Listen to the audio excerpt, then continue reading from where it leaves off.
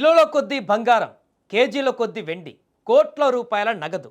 ఇంత మొత్తం పేరు పొందినటువంటి బిజినెస్ మ్యాన్ ఇంట్లో దొరికినటువంటి సొమ్ము కాదు. పంచాయతీరాజ్ శాఖలో విశ్రాంత ఉద్యోగి ఇంట్లో దొరికినటువంటి అవినీతి సొమ్ము ఇదంతా. విశాఖలో పంచాయతీరాజ్ శాఖలో సూపరింటెండెంట్ ఇంజనీర్గా పనిచేసిన కె శ్రీనివాసరావు గత డిసెంబర్ 31న రిటైర్డ్ అయ్యాడు.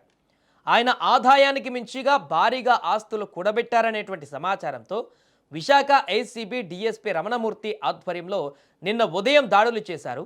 విశాఖలో ఎంవివి సిటీలోని శ్రీనివాసరావు నివాసంతో పాటు మురళీనగర్లోని అతని స్నేహితుడైన పంచాయతీరాజ్ శాఖ రిటైర్డ్ ఈఈ గౌరీశంకర్ ఇల్లు, పార్వతీపురం మన్యం జిల్లా సాలూరులోని శ్రీనివాసరావు అతని సమీప బంధువు నివాసాలు, హైదరాబాదులో కుమార్తె ఇంటిలో సోదాలు నిర్వహించారు.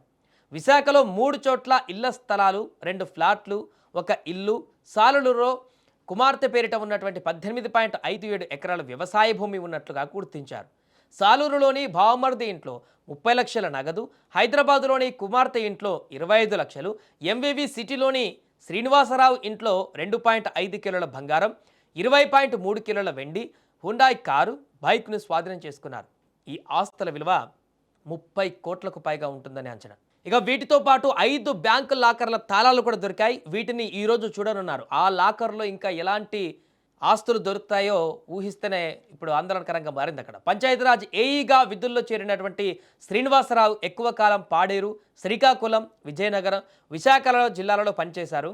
గతేడాది డిసెంబర్ 31న ఎస్ఈగా పదవి విరమణ పొందారు. అయితే ఆయన ఇల్లు, బంధువుల ఇళ్లలో కోట్ల రూపాయల అవినీతి సొమ్ము దొరకడం ఇప్పుడు తీవ్ర చర్చనీయాంశంగా మారడంతో పాటు పంచాయతీరాజ్ శాఖలో ఇంతలా అవినీతి జరుగుతుందా అనేటువంటి ప్రశ్నలు ఇప్పుడు తలెత్తుతున్నాయి. వరుసగా జరుగుతున్నటువంటి ఇలాంటి ఘటనలు ఇప్పుడు సామాన్య ప్రజలని తీవ్ర ఆందోళనకు గురి చేస్తున్నాయి. పబ్లిక్ సర్వెంట్లుగా ఉంటున్నటువంటి ప్రభుత్వ ఉద్యోగులు ఒక ఉన్నతమైనటువంటి స్థానంలో ఉండి ఇలా అక్రమార్జన, ప్రజల యొక్క సొమ్మును అక్రమార్జన చేస్తూ ఇంత భారీగా ఆస్తులను కూడబెట్టుకుంటున్నటువంటి వైనం అందరినీ దిగ్భ్రాంతికి గురి చేస్తుంది. మొన్న ఆ మధ్యలో ఇంకొక వ్యక్తిని కూడా చూసాం. ఇలా ఎవరో ఒకరు ఏదో ఒక ప్రాంతంలో అవినీతి మరకలు అంటుకొని దొరుకుతున్నటువంటి పరిస్థితి నెలకొంది. సో వీటిని సమూలంగా నిర్మూలించాలంటే ప్రభుత్వాలు ఇంకా సీరియస్గా వీటిపైన ఫోకస్ చేయాల్సిన పరిస్థితి ఉంది. ఇంకా కఠిన నిర్ణయాలు తీసుకోవాల్సినటువంటి పరిస్థితి ఉంది.